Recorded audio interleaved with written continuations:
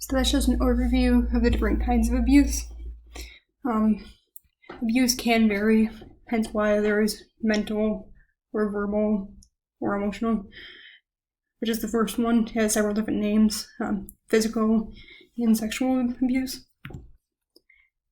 Now, red flags to look for in a relationship.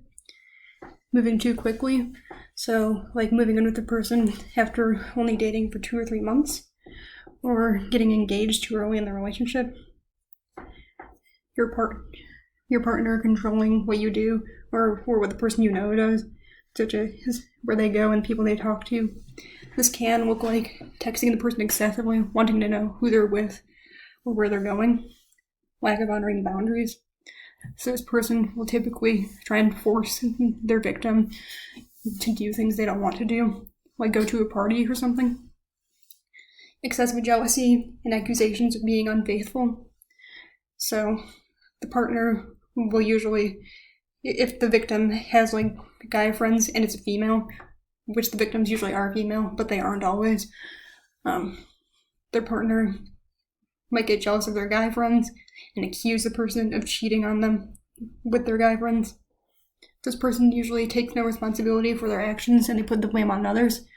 So, like, a form of emotional or verbal abuse is also breaking your belongings. So they might break your belongings and then be like, well, if you didn't make me angry, I wouldn't have done that. So this is an example of not taking the blame and putting the blame on other people. Having rage when they're alone with the person, but they can be calm when they're with other people.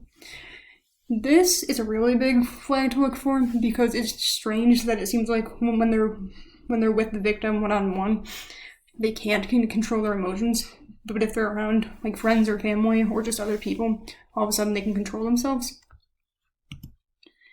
How to help someone in an abusive situation. This is specifically for adults. Ask the person if they want to meet you alone in a public place such as a coffee shop. So just text them like, hey, would you want to get coffee? Or, I don't know, would you like to get lunch today? Begin the conversation on a positive note. So like let them know that this is a welcome space. And it's okay for them to talk about whatever they might want to talk about. Some examples might be like, you're so fun to be around, or I've missed you. So just let them know that they're welcome and you're here for them. Be supportive. So if they need a shoulder to cry on, just be there and listen to them and make sure that they're heard. Be empathetic. So just make sure that they know that you understand what they're feeling. Do not force the person to talk about their situation. So just let it come up naturally and don't try to like be like, so your partner seems to be kind of abusive. Like that's not a good way to go about that. Just let them do it on their own terms. Focus on the unhealthy behaviors and their partner has. So when they do bring it up, just be like, yeah, it seems like they text you a lot when we're hanging out. Or sometimes they break your things and they never replace it. Or they say that they wouldn't have done that if you hadn't done something to make them angry. Keep the conversation casual, so don't lecture them. Don't be like, oh, you should have known, and you should have known when you saw these signs that like this is a bad person, you should have broken up with them. Just try not to lash out at them or lecture them. And the most important one, do not blame the individual. They didn't know. They most likely didn't know that the person was going to abuse them. And even if they did know, which they most likely didn't, it's not their fault. Just the biggest thing is it is not the victim's fault. Now, this is specifically for helping teenagers. If possible, talk to their partner or legal guardian about behaviors you've observed from the teenager's partner. So if you're friends with like their parents or their guardian, just be like, hey, so I've noticed that their boyfriend or girlfriend has some behaviors that aren't very good.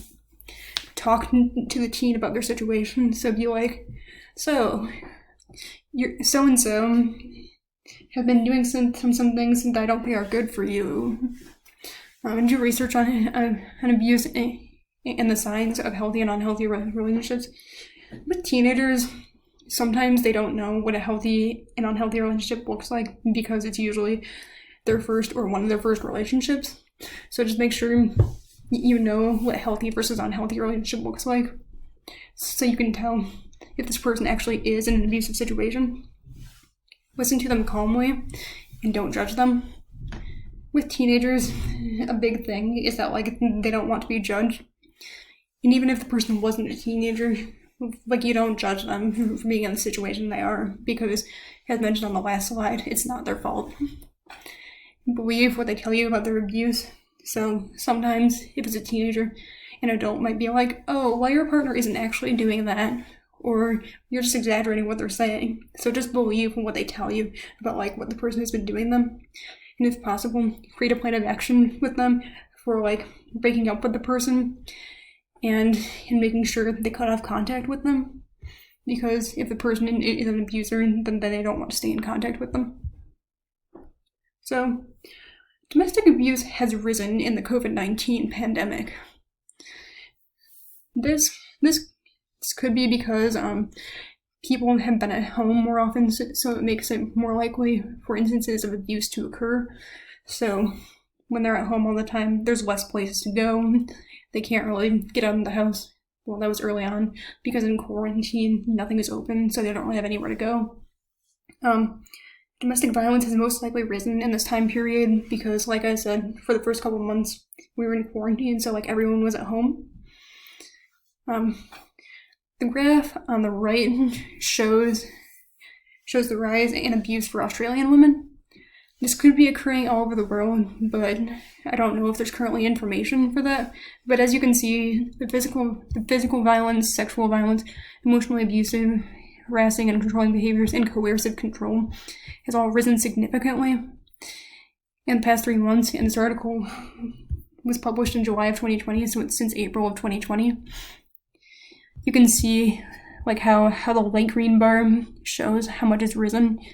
And it seems like the emotionally abusive has risen the most because it's gone from roughly 12, that looks like, to like 23 or 22. So that's a lot of people who've experienced abuse. Coercive control is just like when you coerce the person, you kind of like force them into doing something. So that's what that means if you don't know. This is really concerning because like I said earlier, especially during quarantine, abuse victims wouldn't really have anywhere to go during the pandemic because there wouldn't be anywhere they can go that wouldn't risk them of exposure. And their family members might not want them to stay at their place because, like I said, there's the risk of exposure. So that's really a big issue here. So we've talked about domestic abuse, the history of it, statistics, how to try and prevent it, and the forms of abuse. So what can you do if you want to help spread the word of domestic abuse or help someone who's in an abusive situation? You can, like I just said, spread the word about the dangers of domestic abuse to your friends and family. So tell them some of the information I've told you, such as how many women are abused, 1 in 4 women. Look out for red flags, like I discussed, in relationships with people close to you. Just try to keep an eye on that, and if you notice some really concerning ones, try and approach them. Offer help to people who may be in an abusive situation. So, like, if you can, house the person, but if you can't, just offer to give them shelters they might be able to go, or hotlines they might be able to call. Consider becoming a domestic abuse activist in order to further spread the information. So if you choose to become an activist, you can give speeches on how you've seen domestic abuse affect people in your life, because a lot of people have been victims of abuse.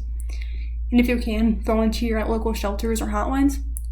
So, like I said in the beginning of this, there's a lot of local shelters, like Safe House Center, or the Washtenaw County one. So if you can volunteer at those, or the hotlines, because Safe House Center also has a hotline. So you can offer direct help to people who have been victims of domestic abuse and try to help them get out of their situation. These are just my references, everything I've used in this presentation. Thank you for coming, and thank you for listening to me. I hope it's been educational to you in case you run into someone who's in an abusive situation. And overall, I just hope this information proves useful to you.